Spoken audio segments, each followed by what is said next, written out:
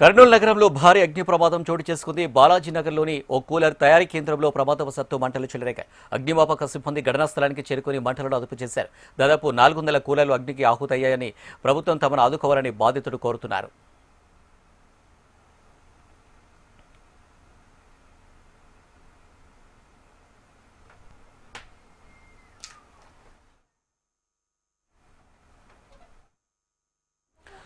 కర్నూలు నగరంలో భారీ అగ్ని ప్రమాదం చోటు చేసుకుంది. బాలాజీ నగర్లోని ఓ కూలర్ తయారీ కేంద్రంలో ప్రమాదవశాత్తు మంటలు చెలరేగాయి. ఈ ఘటనకు సంబంధించి మరిన్ని డీటెయిల్స్ మా ప్రతినిధి శివరాజ్ అందిస్తారు. శివరాజ్.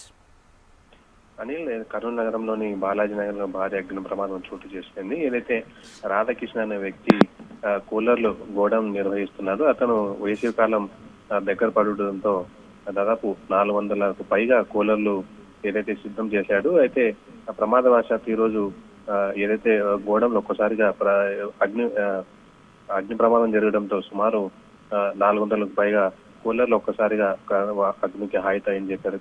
ముఖ్యంగా ప్రమాదం జరిగిన వెంటనే అగ్నిమాపక శాఖ అధికారులకు సమాచారం ఇవ్వడంతో అధికారులు వచ్చి మంటలు ఆపేలోపు మొత్తం ఏదైతే కూలర్లు మొత్తం కాలిపోయిన ఘటన అయితే చోటు చేసుకుంది.